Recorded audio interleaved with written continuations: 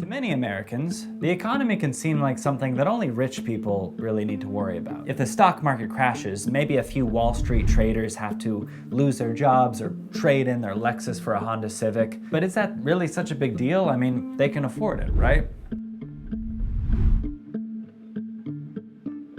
This attitude is common, but it misunderstands what the economy really is and why it matters. As small businesses are forced to close their doors all over the country under the threat of coronavirus, some are framing the argument as one of lives versus money. Those who worry about the long-term consequences of effectively shutting down the economy are viewed as greedy and heartless, putting corporate profits ahead of the health and the very lives of our friends and neighbors. But it's not a question of lives versus money. It's a question of lives versus lives. That's because the economy isn't about stocks and bonds and hedge funds. The economy is about people creating things, helping each other and trading goods and services in order to get by. When you stop that, you don't just hurt corporations and tycoons, you hurt everyone who needs a job and an income to get by. Think of all the things you spend money on: food, housing, clothes, heating in the winter, air conditioning in the summer, medical care, transportation. Now suppose you have to go without all of these things because the federal government is forbidding you to earn money. If you're a young, healthy person living in a first world country, then you're probably fine. But what if you're old, sick, or already living under poverty? What if your next paycheck is the difference between you sleeping on a bed or sleeping on the streets? What if your business being forced to close means that you can't fill that prescription that was keeping you alive? There's also a toll on your mental health.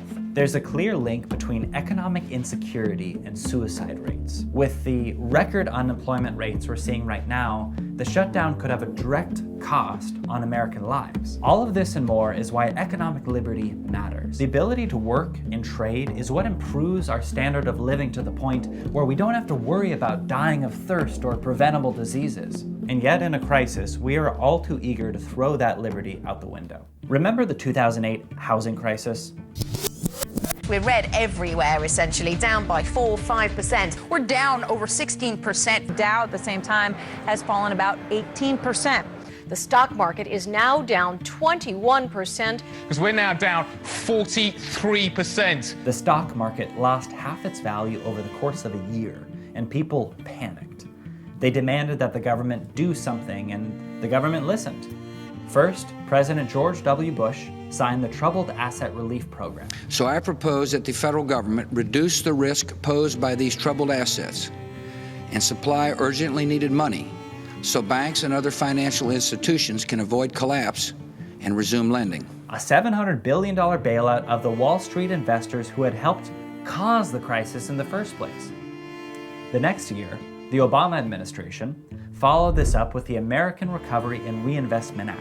In the midst of an unprecedented crisis that calls for unprecedented action. Just this week, we saw more people file for unemployment than at any time in the last 26 years. And experts agree that if nothing is done, the unemployment rate could reach double digits.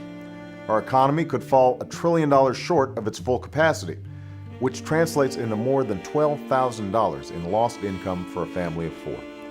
And we could lose a generation of potential as more young Americans are forced to forego college dreams or the chance to train for the jobs of the future. Authorizing another $787 billion in spending. This was followed by a bailout of the auto industry, as well as the banks, deemed too big to fail. And where did all that money come from? From you. The government can only get money in one of 3 ways. It can tax you, it can borrow money from countries like China, or it can simply print more money. When money is borrowed, it has to eventually be paid back, meaning that your children and grandchildren will get the bill sooner or later. When large amounts of money are printed, we get inflation, which pushes the value of each dollar down.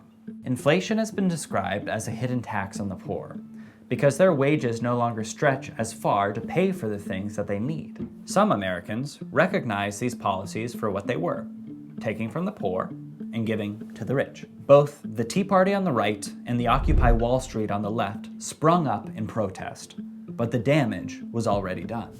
Ultimately, all this spending only prolonged the crisis. It took 8 years for job levels and unemployment to reach the level that they had been. marking the weakest recovery since World War II. Fear of the recession allowed government to re-engineer the economy, ignoring the principles of sound policy or basic fairness. Today, Congress has authorized more than $2 trillion in spending to combat the coronavirus. An actual look at the bill reveals more of the same. Handouts to special interests and government agencies with precious little for the average worker. Meanwhile, the shops and factories that actually create prosperity remain closed. If they go out of business, unable to weather the shutdown, only big monopolistic corporations will remain.